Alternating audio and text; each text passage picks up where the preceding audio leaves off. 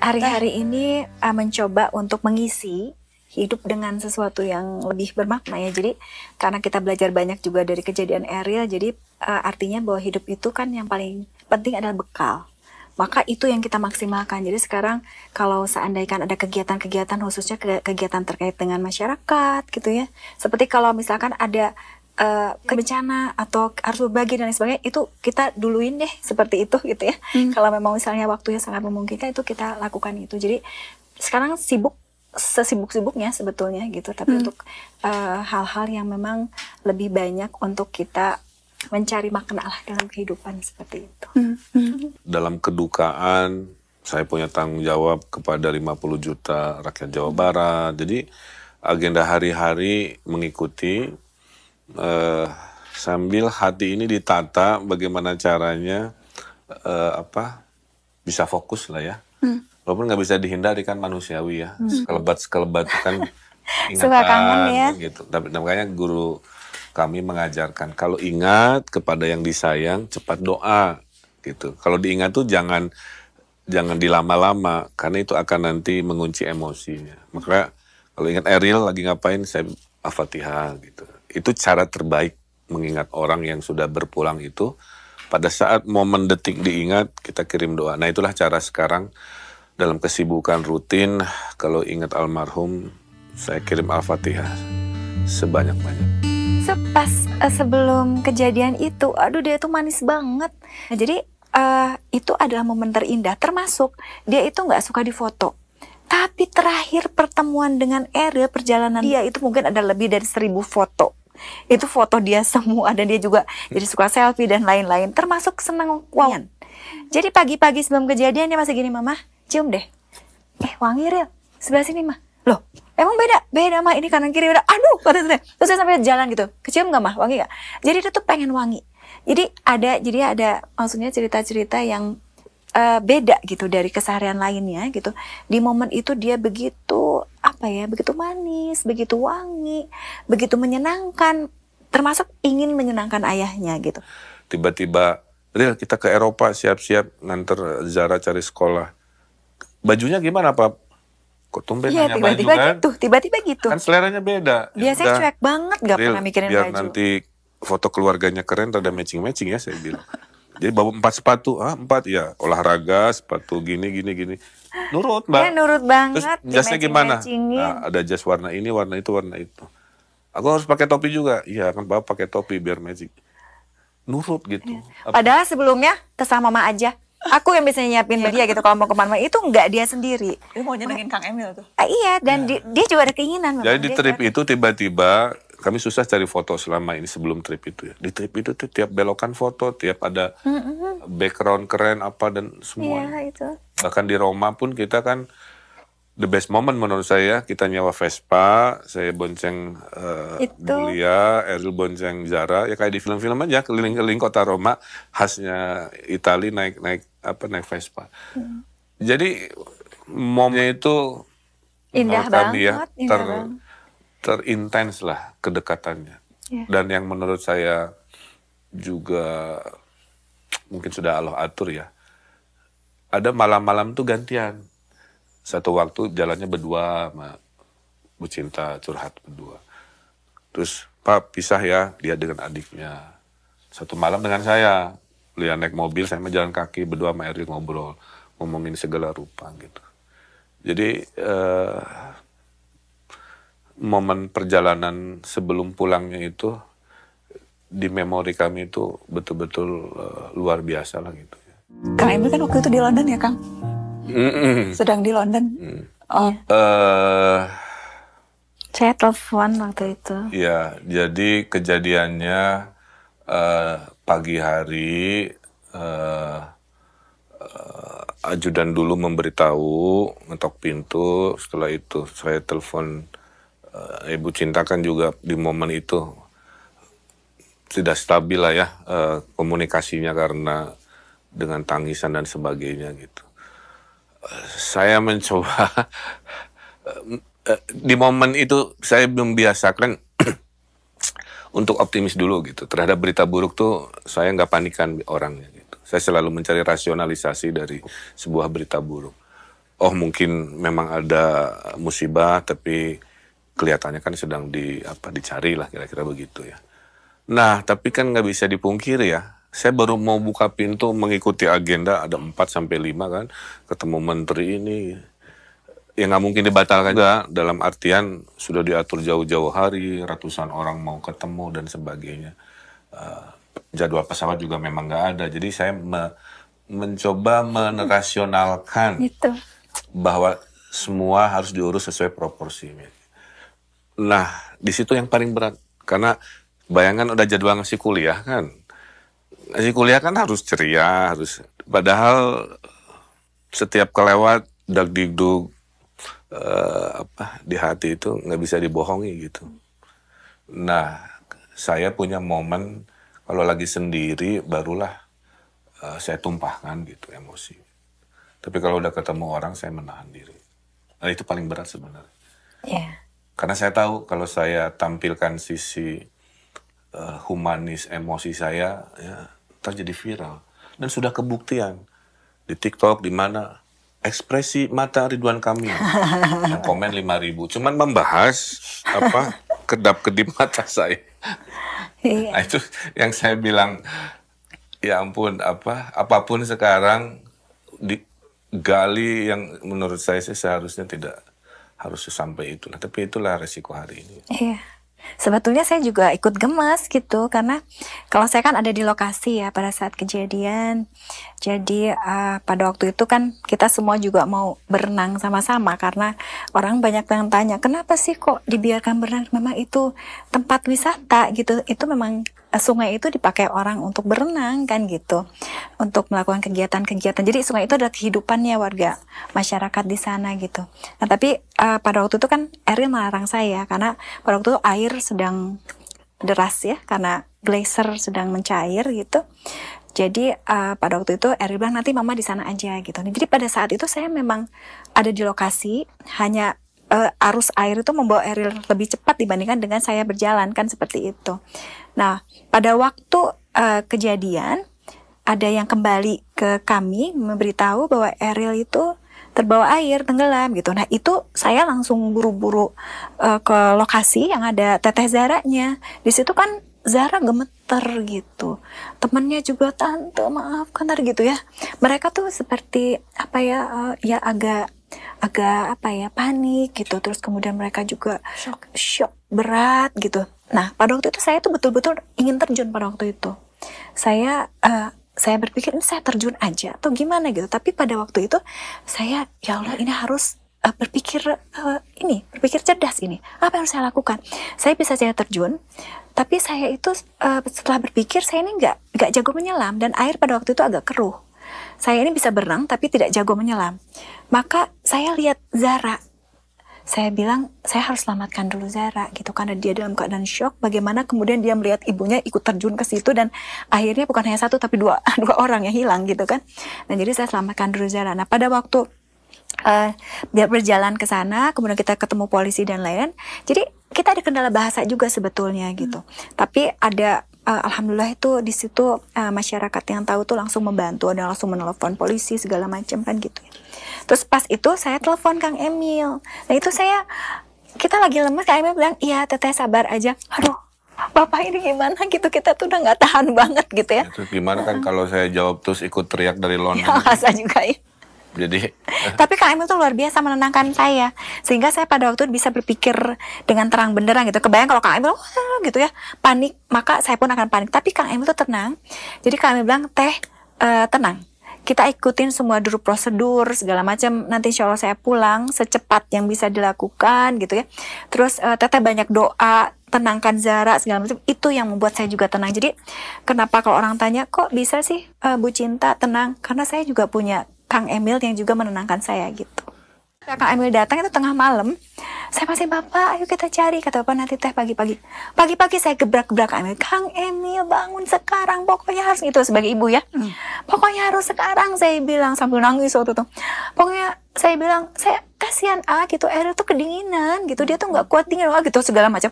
Kang Emil bilang, Teteh sebentar lagi, katanya, ini kan masih gelap. Jadi pada waktu itu masih gelap, jadi Kang Emil bilang nanti Teh sebentar lagi. Nah Itu prosesnya, setelah itu kita cari, itu luar biasa. Kita menyusuri gitu. Jadi qadarullohnya, tempat yang dimana ditemukan R itu kita udah bolak-balik gitu. Itu yang namanya polisi pun pada saat kejadian itu bikin barikade segala macam. Kita juga bolak-balik itu tidak ditemukan sama sekali.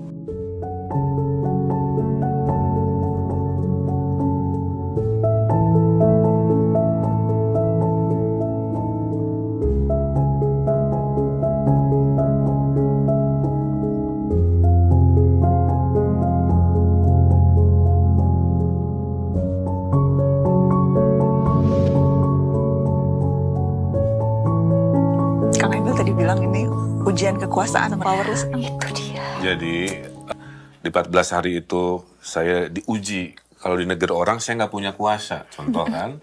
Di sini saya bisa gerakan 1.000 orang dalam satu kekuasaan saya. Di sana nggak ada. Yang disebut polisi Swiss maksimal itu cuma 20 orang sekelas polsek kan. Itulah kenapa ada cerita saya turun ke sungai apa kan. Saya ke Swiss mewakili keluarga 2 kali ya. Jadi misi pertama adalah mencari dan menjemput. Misi yang kedua baru pulang kemarin itu menyampaikan ucapan terima kasih setelah pemakaman Eril. Nah misi yang pertama ini mohon maaf nih. Saya sebenarnya agak deg-degan ketika pamit ke Maci, kalimat Maci pakai bahasa Sunda. Budaknya tong ditinggalkan ya. Maaf. Saya izin dulu narik nafas. Gitu. Jadi permintaan dari keluarga begitu diwakili oleh Maci, kita kan belum tahu apakah ditemukannya kapan, bagaimana begitu. Tapi permintaannya adalah anaknya jangan ditinggalin, gitu, terus dibawa pulang. Ini saya juga sebenarnya agak kebingungan waktu itu, tapi siap lah begitu. Ya, kalau Maci pentong ditinggalkan sorangan gitu. Kenapa hari 7 kami pulang kan? Karena bahasa polisi kalau lewat hari ke-7 pencarian berubah status. Dari status orang hilang menjadi orang tenggelam. Dan dalam bahasa hukum Swiss tenggelam sama dengan meninggal kira-kira gitu. Innalillahi wa inna ilaihi roji'un. Kang Emil dan Teh Lia sudah menyampaikan bahwa mereka ikhlas dan meyakini bahwa Emeril Khan Mumtaz yang kita kenal sebagai Eril sudah wafat berpulang ke rahmatullah karena tenggelam. Jadi ketika itu saya berpikir ini betul-betul tidak ada alasan apapun gitu. Jadi ketika itu kemudian saya berpikir bahwa ini yang dinamakan ajal gitu. Karena ajal itu sudah ditentukan sejak di dalam kandungan begitu ya.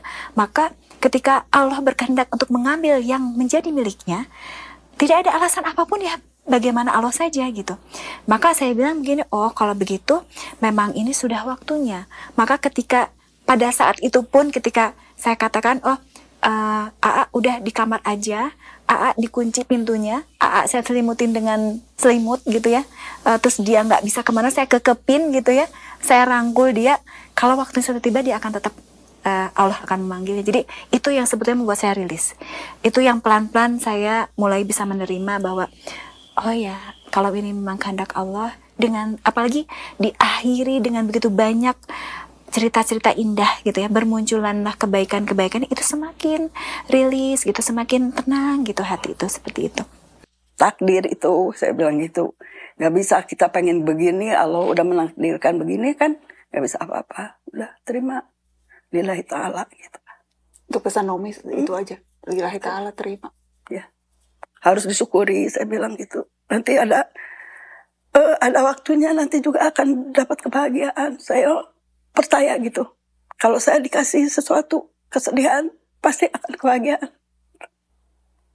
Ya, seperti ibu-ibu yang lain aja mendoakan supaya Jadi makanya bakal dari saya kan duit 1 juta. Jadi supaya dimanfaatkan, betul ya duit 1 juta. Apa itu duit 1 juta? Maci bisa cerita? Ya duit 1 juta teh, D-nya teh doa, U-nya usaha, I-nya ikhtiar, T-nya tuh tawakal. Jadi kalau tawakal itu artinya kalau Allah menentukan jadi, kalau tidak tawakal saja karena mungkin bukan bagian kamu.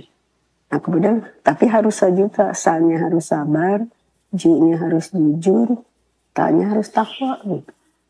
Di hari 13 hujan turun di gunungnya. Hujan turun, salju cair kan gitu ya. Arus deras lagi yang selama berhari-hari tenang. Nah, jenazah yang diduga kata polisi bersemayam itu kedorong akhirnya muncul. Dan Allah kasih takdir lagi, yang nemuin bukan polisi, bukan tim SAR yang segala rupa itu. Yang nemuin guru SD yang lagi jalan kaki melewati titik itu di detik menit itu. Nah, jam 6 dapat berita, saya perintahkan cari tiket ya. Langsung malam itu. Jam 12 malam, jam 1. Allah permudah juga, saya telepon Bu Menlu, izin Pak Tito segala rupa, mudah pas ke sana tuh. Saya sudah bismillah ya Allah, pokoknya saya ingin bertemu dengan jenazah anak saya, apapun rupanya. Karena saya pernah jadi tim kebencanaan, saya tahu wujud jenazah di hari ketiga, hari kelima, hari ke-30 lah dalam hidup saya. Saya udah semental itu Mbak, gitu. Nah pas buka kamar jenazah, seluruh petugasnya tuh nggak ada yang pakai masker, karena nggak ada bau. Dari situ aja saya sudah, wow, saya bilang, saya udah siap-siap suasananya sedramatis itu ya. Nah akhirnya dapat 2 mukjizat kecil versi saya. Satu, jenazahnya ternyata utuh untuk 14 hari hilang itu kan. Saya buka sletingnya karena sudah di body bag kan, dari bawah sampai atas. Jadi urutannya dari jempol kaki dulu. Alhamdulillah ada gitu kan. Lututnya terus, perutnya gitu. Jadi lengkap. Dari lengkap saja saya tuh menangis juga sebenarnya, cuma nggak direkam. Jadi setengah beku karena saya pegang badannya. Dinginnya tuh nular Mbak, ke body saya gitu, menandakan memang dingin sekali gitu. Terus posisi wajahnya juga saya udah siap-siap, ternyata alhamdulillah tengok kanan kayak tahiyat gitu kan. Salam ke kanan. Dalam syariat Islam itu kan jenazah juga tengok kanan, lihat Ka'bah kan. Biasanya kalau orang hilang tuh mulutnya terbuka, ini tertutup rapat kan. Jadi perfect dari sisi untuk 14 hari gitu. Dan yang paling istimewa yang saya bikin testimoni supaya jadi catatan sejarah, dia tuh harum. Cuman harumnya itu harum tumbuhan. Mungkin karena di Sungai Dingin itu setengah membeku, akar-akar tumbuhan apa gitu ya, kayak seperti, jadi wanginya itu seperti daun yang direbus, ada peppermint, terus dicium. Nah itulah harumnya Eril kira-kira. Nah 2 mukjizat kecil itulah yang membuat di momen itu tuh saya bahagia karena bisa akhirnya saya hak Eril bisa saya penuhi.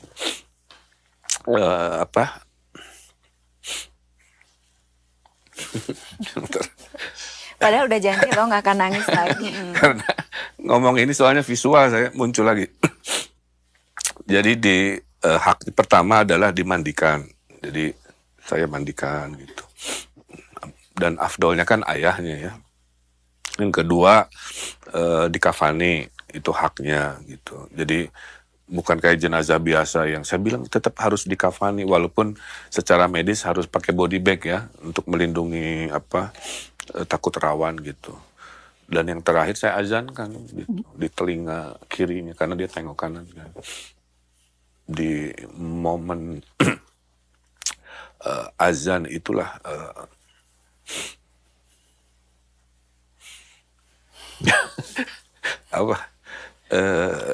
ya saya nggak bisa nahan emosi lah ya, nangis ini pas azan itu. Tapi dalam bahagia gitu poinnya itu, bukan dalam kesedihan yang di hari-hari ya, bukan dalam kesedihan di hari-hari sebelumnya, tapi lebih Allah mengabulkan juga doa kita, ditemukan, alhamdulillah. Jenazahnya masih baik, harum pula, beri kesempatan kami melengkapkan haknya gitu. Malamnya, nah saya belum cerita juga ke beliau. Saya lemas Mbak di malam itu. Kayak orang nggak bisa ngapain aja. Berarti berhari-hari tegang mungkin ya, apa lahir batin kan. Nahan emosi, nahan fisik, makan nggak jelas gitu. Dikasih Allah kebahagiaan itu tuh semalaman tuh udah aja tidur. Ngintip-ngintip. Sampai kita tuh berpikir bahwa kalau sampai Ariel tidak ditemukan gimana ya gitu. Tapi bahwa itu tuh sudah menjadi pemikiran kami gitu. Ya sudah teh, kan ini bumi Allah, dimanapun bumi Allah gitu ya. Toh Ariel juga lahir di New York gitu, dia tinggal di Indonesia. Ya nggak apa-apa lah gitu kalau memang dia harus pulang di situ gitu. Itulah kenapa kemudian kita menyolatkan di lokasi gitu kan. Kita juga membuat ya semacam penanda kecil lah ya, supaya kalau kita ke sana tuh tahu di mana Ariel itu waktunya berpisah gitu dari dunia itu di situ gitu, seperti itu. Jadi proses itu yang kita hadapi pada waktu itu sama-sama gitu. Jadi saya bersyukur, termasuk Teteh Zara, ternyata dia juga ingin menunjukkan bahwa dia tuh kuat gitu. Saya baru tahu bahwa ternyata dia tuh kelihatan baik-baik saja itu di depan saya, karena dia nggak pengen mamahnya sedih gitu, nggak pengen bapaknya sedih gitu. Tapi ternyata dia tuh sebetulnya hancur gitu.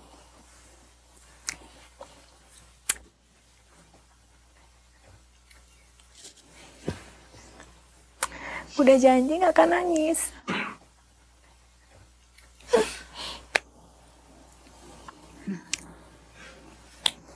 Nah tapi alhamdulillah kan akhirnya Allah itu, jadi saya mengatakan pada Kang Emil bahwa perjalanan ini sebetulnya hikmahnya bukan untuk orang lain sesungguhnya, tapi bagi kami.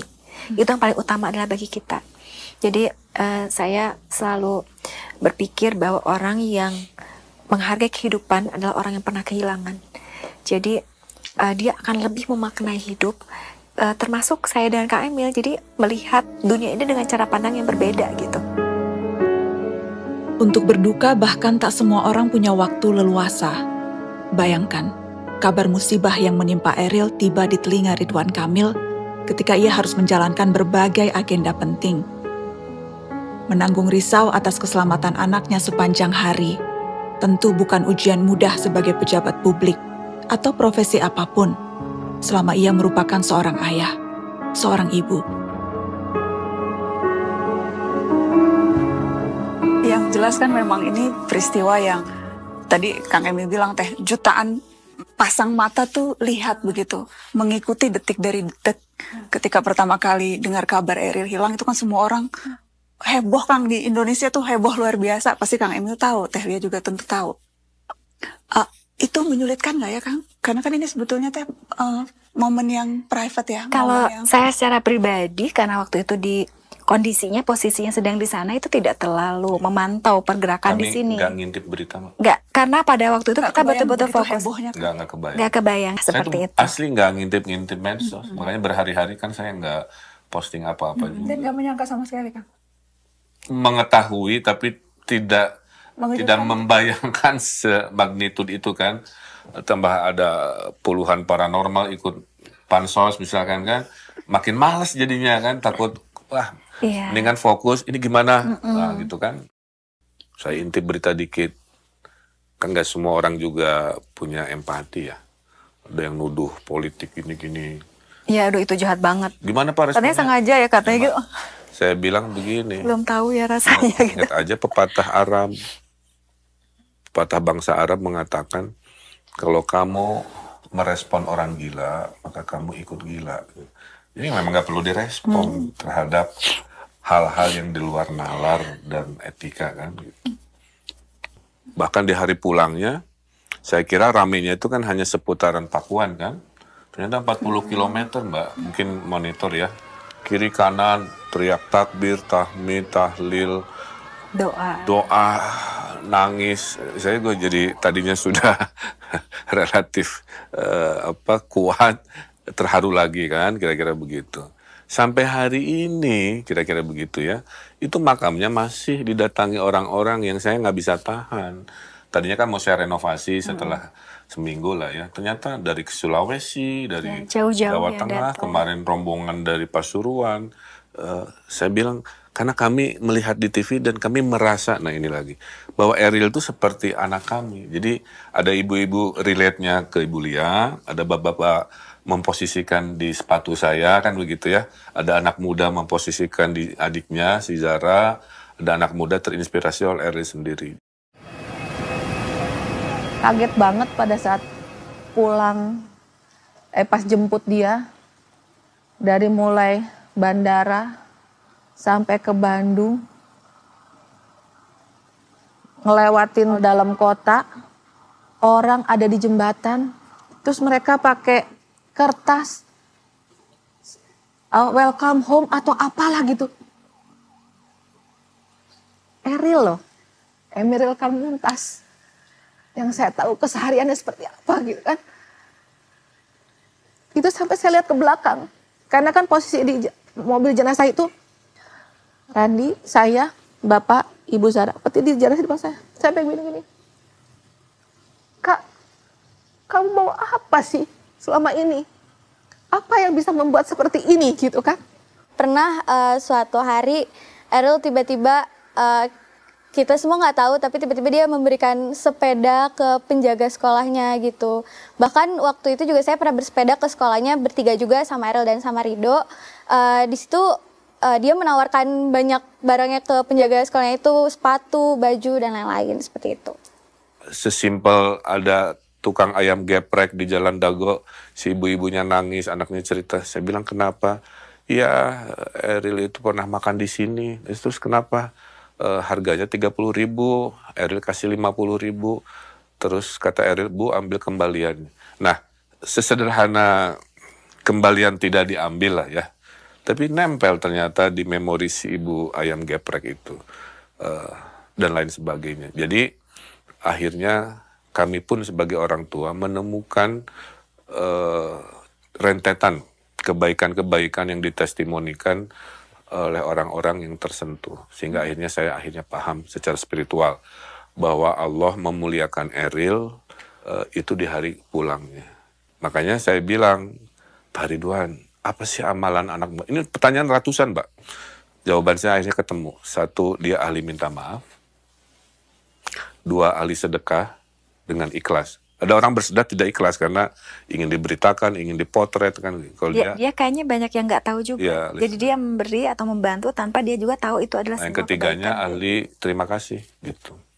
Jadi rumus hidup dari Eril mah itu kalau boleh disimpulkan, suka minta maaf, suka bersedekah dengan keikhlasan tanpa diketahui, dan suka berterima kasih. Itulah jawaban akhirnya kenapa jutaan orang Allah lembutkan mendoakan dia gitu sampai di hari akhir. Dia tuh humoris, Mbak. Jadi ya ada turun dari bapaknya dikit lah ya. Jadi dia pernah posting begini. Halo, nama saya Emeril Khan Mumtaz. Saya jurusan mesin angkatan sekian. Saya adalah panitia ospek gitu ya. Visi menyelamatkan anak baru dari gangguan centil kakak-kakak kelasnya gitu. Visinya kan begitu. Terus? Tapi saya akan membela anak-anak baru ini sekuat tenaga, sepenuh hati. Karena inilah cara saya berbakti, apalah kira-kira gitu ya. Nah, jadi itu. Terus ada satu posting, selamat ulang tahun Papa, gitu ke saya gitu kan, gini. Tempat saya bertanya, berlindung. Tapi kadang-kadang geli sih kalau dipeluk gitu kan. Jadi suka ada celetukan-celetukan humorisnya itu udah mulai terlatih lah. Kayaknya kalau meluk Teh Atalia ya. Paling iya, banyak kan karena tadinya kan pada waktu itu dia curhat, Mah katanya, aku tuh ini harus fokus katanya untuk urusan ya sidang akhir kan. Saya bilang udah Turil kesini aja dulu sampai selesai. Saya bilang jadi dia kembali ke sini. Jadi itu di bulan Ramadan tuh baru kembali. Itulah kenapa momen itu begitu indahnya karena jadi kita tuh deket banget gitu. Biasanya kan seminggu sekali dia pulang ke sini. Sekarang tuh kayak waktu itu tuh kayak setiap hari tuh ada terus dikit-dikit dia ke kamar mama gitu. Lagi apapun aku mama, terus mama peluk gitu. Terus mama dia semua cerita di situ. Segala macam dia ceritain.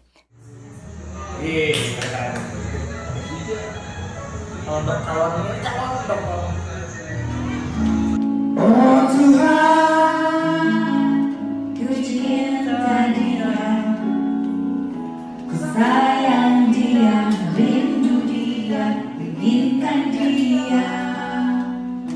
Oh Tuhanlah rasa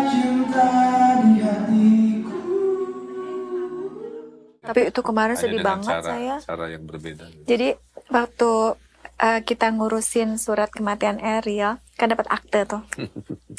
Pada waktu dapat akte itu saya, oh iya terima kasih Pak, gitu kan. Terus tiba-tiba ini Bu sekalian kartu keluarganya. Di situ saya nangis karena nama Ariel udah nggak ada kan di situ. Jadi saya bilang Bapak kenapa dihilangin gitu, udah biarin aja gitu. Kata Bapak nggak bisa Bu, ini administratif katanya. Jadi itu sih saya beratnya di situ. Jadi dalam sistem hukum kependudukan, namanya kartu keluarga nggak boleh lagi mencantumkan orang yang sudah meninggal. nah itu waktu itu masih belum siap kan ya. Kami tidak tahu aturan simple itu. Cuman mungkin si petugasnya ya tahun depan kali ngasihnya gitu. Ini pas saat itu ada ya Allah. Lagi momen berduka, baca. Jadi kayak hitam di atas putih tiba-tiba. Iya, ada tiba-tiba namanya sudah hilang gitu. dalam kertas. Jadi nggak ada masalah, cuman. Tapi nggak apa-apa sih, kita cuman ini aja apa.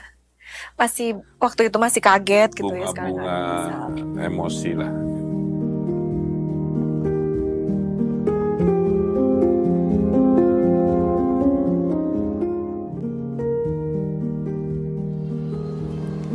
Ini ada bagus banget kan? Boleh dibaca nggak Kang? Kelihatan nggak Kang? Ariel, kamu orang baik banget, kamu udah bantu.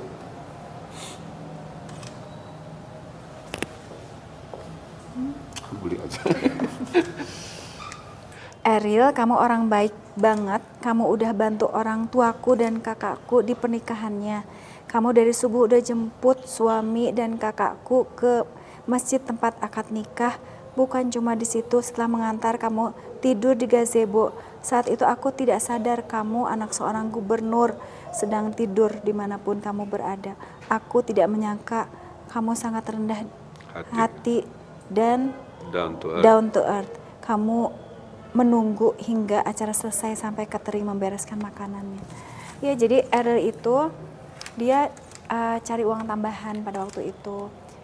Dia jadi supir untuk mobil pengantin gitu. Jadi banyak. Jadi kalau menurut saya dia ini delivering happiness lah gitu. Jadi dia itu orangnya ingin bawa kebahagiaan aja. Jadi dari apa yang dia lakukan itu kan nganterin orang untuk ke pernikahan gitu ya, maksudnya mengantarkan pengantin itu kan kebahagiaan, momen bahagia seperti itu. Kang, boleh pertanyaan dari netizen nitip? Bukan Boleh. nitip sih, tapi mereka tuh the daily broadcaster of happiness. Kang Emil itu di bionya itu, bahkan di saat-saat paling berat dalam hidup Kang Emil pun masih ada tuh Kang Emil berbagi kebahagiaan. Saya buka rahasianya lah ya. Jokes is my life therapy, Mbak. Tuh. Jadi saya bukan pelawak ya. Tapi itu pelarian saya untuk menghibur diri sendiri. Saya sih lebih banyak mengembalikan diri sama Allah aja. Karena saya tuh udah sampai pada titik yang saya bilang juga gitu. Saya ini sebenarnya kalau dibiarkan itu mungkin psikis saya kena gitu. Tapi karena saya mengembalikan langsung bahwa ya sudah ini serahkan, ikhlaskan karena ini sudah ketentuan dan lain sebagainya. Saya banyakin zikir dan lain-lain, itu yang membuat saya tenang. Jadi terapi saya itu. Astagfirullahaladzim. Ashhadu an la ilaha illallah wa ashhadu anna Muhammadar Rasulullah. Jadi saya selalu berpikir bahwa orang yang menghargai kehidupan adalah orang yang pernah kehilangan. Jadi dia akan lebih memaknai hidup. Termasuk saya dan Kak Emil, jadi melihat dunia ini dengan cara pandang yang berbeda gitu. Kalau dulu kan masih ada yang namanya hasrat atau semangat untuk wah ini, saya juga pikir-pikir aduh ya ternyata organisasi banyak itu apakah saya mampu gitu menjaga amanah, dan itu menjadi penting lah menurut saya. Kita sudah merubah, men-switch gitu bahwa semua itu ternyata Allah tuh sudah memiliki rencana hidup buat kita. Jadi nggak perlu tuh ngoyo terkait dengan ingin A, ingin B, ingin C gitu. Insya Allah. Jadi momen itu ada. ini meredefinisi lah Mbak. Ya. Meredefinisi, menskala prioritaskan aspek-aspek kehidupan. Itu oleh momen ini. Gitu. Apakah karir bapaknya yang dinomorsatukan? Apakah karir ibunya mengikuti? Apakah anak? Pada akhirnya adalah kebahagiaan keluarga menjadi nomor satu. Dengan kejadian Eril itu, akhirnya saya tahu yang paling berharga adalah kebaikan. Jadi kebaikan tidak perlu jabatan. Berbuat kebaikan kayak Eril Semua tidak bisa. perlu umur panjang dalam arti biologis ya.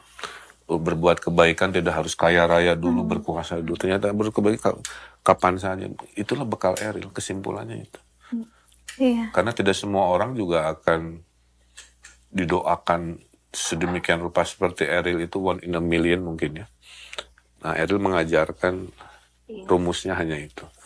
Benih kebaikan di dunia ternyata menjadi jutaan doa. Dan ada pelajaran sebetulnya ya. Karena saya melihat langsung ketika Eril itu akan masuk ke dalam air, dia lepaskan semua yang dia cintai. Dari mulai sepatu barunya, jam tangan kesayangan, kacamata, jaket, semua dia lepaskan ya.